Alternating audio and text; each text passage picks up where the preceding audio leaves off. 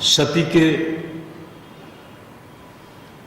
कथा प्रसंग में आप सबने सुना है, आगे की कथा को आपने सुना है। पिता के यज्ञ में आज सती जिस पिता को बड़े सम्मान से देख रही थी, पिता के द्वारा अनुष्ठित यज्ञ में जाने की ललक रख रही थी, जब वहां जाती है तो अब ध्यान दें, एक तरफ पिता और दूसरी तरफ पति।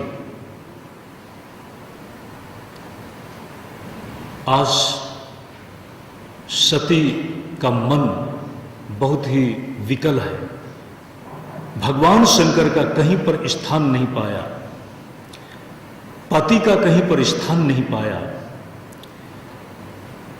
नारी के जीवन की शुरुआत मां बाप के घर से नहीं, पत्नी के रूप से है, पत्नी की भूमिका से है। उसका परिचय मां बाप के साथ नहीं, उसके परिचय की नियति तो उस जगह से जुड़ी हुई होती है जहां पर वह विवाहिता हो जाती है, जहां पर उसकी शादी हो जाती है। ध्यान दें, जब भी कोई पिता अपनी बेटी के लिए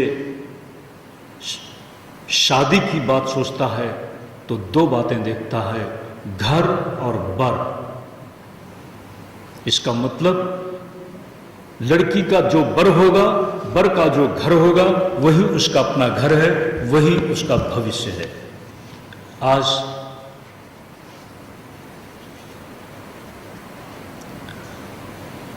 अर्धांगिनी के रूप से, अनुगामिनी के रूप से चलती हुई सती जब बाबा जी के स्थान को कहीं नहीं देखा तो वह आहत हो उठी है, और उसने बाद में क्या कृत्य किया आप सबने सुना है। अपने को ध्यान दें, योगाग्नि में अगर भस्म कर दिया होता तो फिर बाबा जी किसको लेकर के घूमते। योगाग्नि में योग की भावना से अपने आप का उसने उत्सर्ग कर दिया है। योगी अपने में इतनी क्षमता रखता है, साधक योगी होना चाहिए।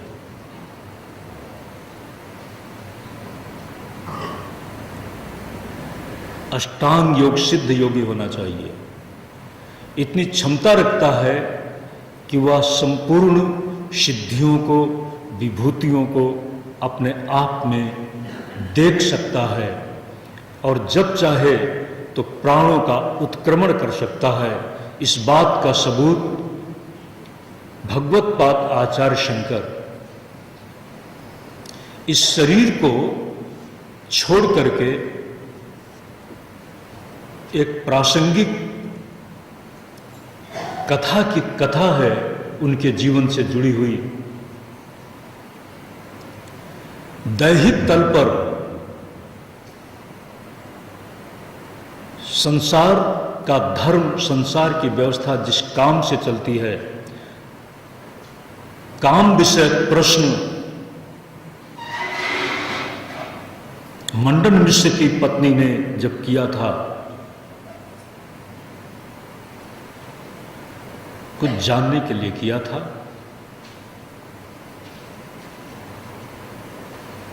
क्योंकि मंडन मिश्र की पत्नी ने यह भी एक चुनौती भरा प्रश्न रखा था कि आप कितने बड़ी योगी हैं। इसको भी हम देखना चाहते हैं। अपनी योग की उस महिमा का भी भगवत्पाद आचार्य शंकर ने प्रदर्शन किया कि मैं योगी हूं।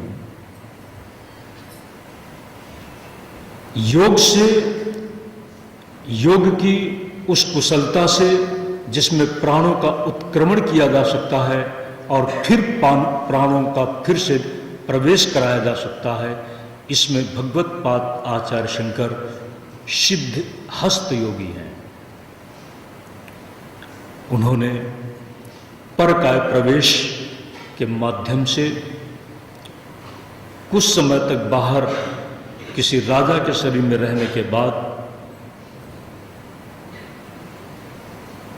एक निर्धारित समय पर पुनः अपने शरीर में प्रवेश किया और मंडन मिश्र की पत्नी को उन्होंने जो प्रश्न था उसका कहते हैं समाधान दिया है। ध्यान दें, योगी शरीर को छोड़ सकता है। योगी शरीर तो क्या बाहर की प्रकृति पर भी नियंत्रण रखता है। पशु पक्षियों को भी अगर समर्थ योगी है, आपने सुना है,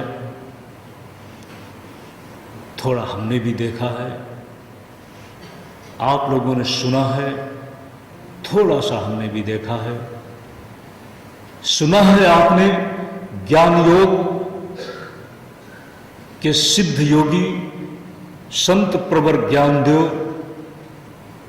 जब योगी चांगदेव उनसे मिलने के लिए आया है तो सिंह पर बैठ करके शेर की सवारी में आया है।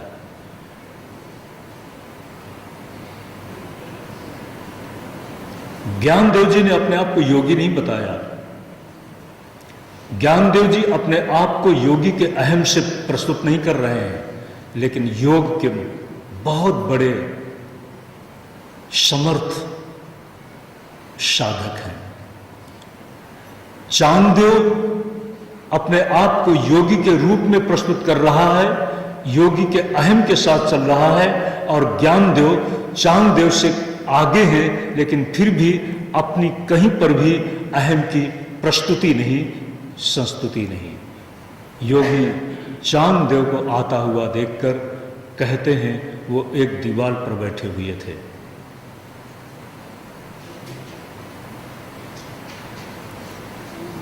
अब किसको वाहन बनाया जाए? दीवाल के साथ ही कहा चलो मिल लेते हैं, तो कहते हैं दीवाल चल पड़ी। एक योगी को, योगी की बात को हमने भी देखा है। मधुमक्खियां बहुत पास में एक वृक्ष में मधुपूड़ा बनाने जा रही हैं। सब आ करके झुंड के साथ बैठ रही हैं। उस महायोगी ने कहा, मधुमक्खियों, कुआं पास में था, पानी भरने के लिए बिल्कुल पास से जाना पड़ता था। उस योगी महात्मा ने कहा, मधुमक्खियों, तुम यहां घर बना रही हो, तुमको भी परेशानी होगी और हमको भी परेशानी होगी। 100 गज दूरी पर एक वृक्ष था, घना वृक्ष था छाया वाला, उसको पकड़िया बोलते हैं। कहा उसमें क्यों न घर बना लो। ये करीब 10 बजे की बात, और 2 घंटे के बाद हम भी कुछ उस समय की साधना में थे। दोपहर में जब निकलते हैं करीब 1:30-2 बजे, तो जितनी भी मधुमक्खियां थीं वो सब उसी पकड़िया में जा चुकी थीं। योगी की कक्षा की बात है। योगी किस कक्षा में है? वो अपने प्राणों के उत्क्रमण की क्षमता तो रखता ही है, हमारे आसपास के प्रकृति तंत्र को भी प्रभावित करने की, अपने संकल्प के अनुरूप उसको चलाने की सामर्थ्य रखता है। अब ये प्रश्न दूसरा है कि उसका अपना स्तर क्या है। स्तर, अलग अलग स्तर होते हैं। सती अपने प्राणों का वहां पर उत्सर्ग कर जाती है, और बाद में आपने सुना है दक्ष यज्ञ में बाबा जी जानते थे कुछ होने वाला है।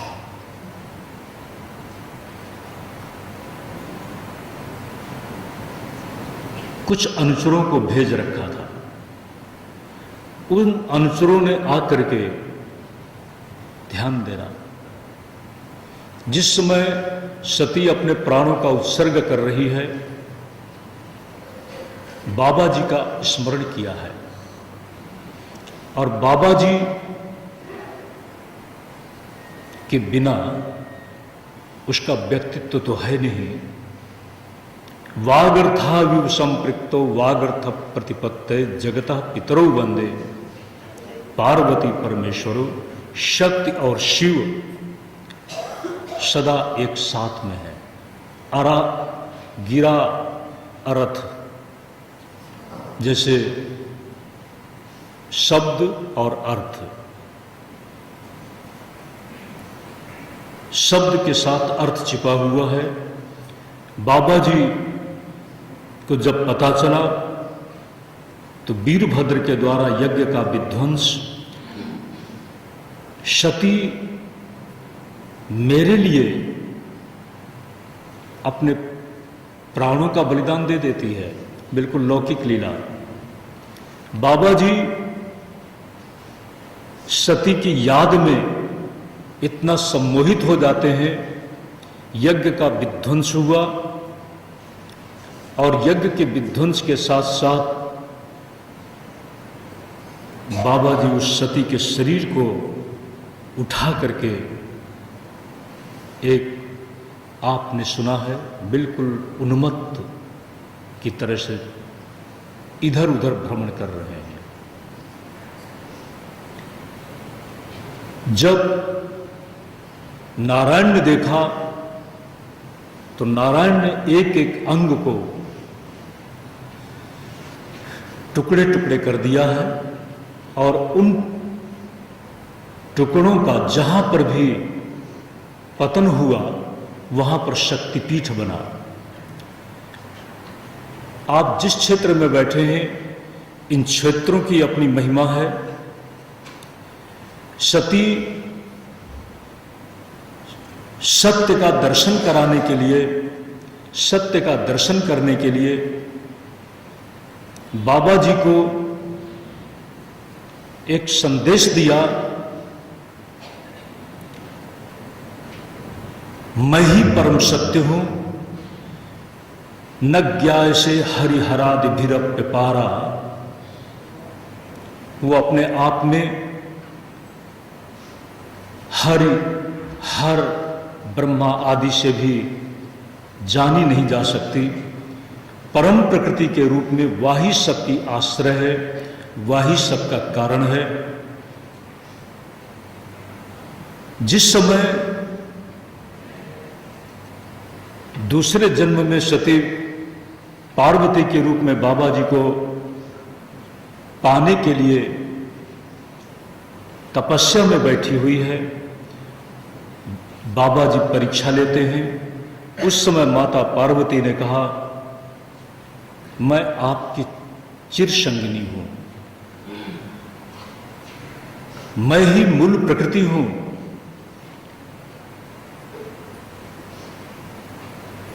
मेरे से ही आप प्रलयंकर हैं। ध्यान दें, क्रिया शक्ति, चाहे वह क्रिया शक्ति पॉजिटिव हो और चाहे वह निगेटिव हो, बनाने के लिए भी शक्ति चाहिए, बनाने के लिए बहुत कुछ उपादान चाहिए, और बिगाड़ने के लिए आप कुछ बनाएं और कोई ऐसा व्यक्ति आ जाए जो आपके बनाए हुए को बिगाड़ने के लिए कहे कि मैं इसको बिगाड़ूंगा।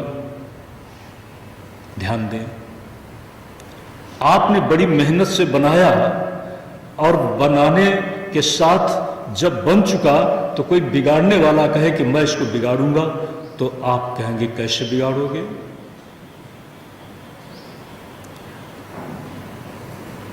बड़ा प्रश्न है कि ज़्यादा शक्तिमान कौन कहा जाएगा? बनाने वाला बनाता है और बिगाड़ने वाला उसको बिगाड़ देता है। अगर आपकी बनाई हुई व्यवस्था को बलात् आप देखते रह जाएं कोई बिगाड़ दे, तो वह आपसे ज़्यादा बलवान माना जाएगा। ध्यान देना, दोनों ही शक्तियां हैं। एक निर्माण की शक्ति है और एक ध्वंस की शक्ति है। दोनों ही व्यवस्थाएं क्रियात्मक हैं। एक निर्माण की क्रिया और दूसरी ध्वंस की क्रिया है, तो क्रिया ही शक्ति दोनों में समाहित है। उसने कहा मैं मूल प्रकृति हूं, बहुत बड़ा संवाद हुआ है। वह संवाद अलग अलग ग्रंथों में मिलता है। एक देवी महाभागवत भी है। अभी जो कथा आप सुन रहे हैं ये देवी भागवत की है। एक देवी महाभागवत भी है। देवी महाभागवत में बाबा जी को जब वह कहती है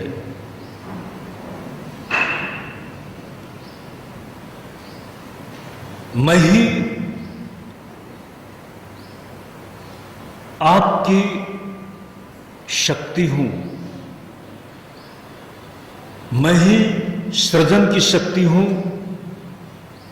मैं ही वाणी का व्यापार हूं, मैं ही चित रूपा हूं, जो कुछ भी स्थित है जगत सद रूप में असद रूप में, कहीं भ्रांति के रूप में, जो कुछ भी है सब वह मैं ही हूं। उस समय बाबा जी ने कहा यदि ये सत्य है, पार्वती से कहा है, तो आप मुझे उन रूपों को बताओ जिन रूपों को सती ने मुझे दिखाया था। पार्वती से कहा, पार्वती जब परीक्षा लेने पर अंततः आखिर में पार्वती तब भी चलित नहीं हुई अपने संकल्प में, तब बाबा जी स्वयं प्रकट हुए हैं, तब संवाद हुआ है। जब बाबा जी ने आग्रह किया, उस समय पार्वती ने अपने उन सभी रूपों का प्रदर्शन किया जिन रूपों का प्रदर्शन सती ने किया था। ध्यान दें, ये कथा मैं इसलिए सुना रहा हूं, बाबा जी और सती का दूसरा जन्म पार्वती के रूप में संसार बना और संसार चल रहा है, चलता चलेगा। लेकिन एक दिन जब प्रलयंकर की लीला में सब कुछ प्रलीन हो जाएगा, तब वह किसकी लीला है? शक्ति की ही तो लीला है। उस शक्ति की लीला में, उस शक्ति की महिमा में हम आप सब जी रहे हैं। ध्यान दें, जब प्रलयों की कल्पना हुई तो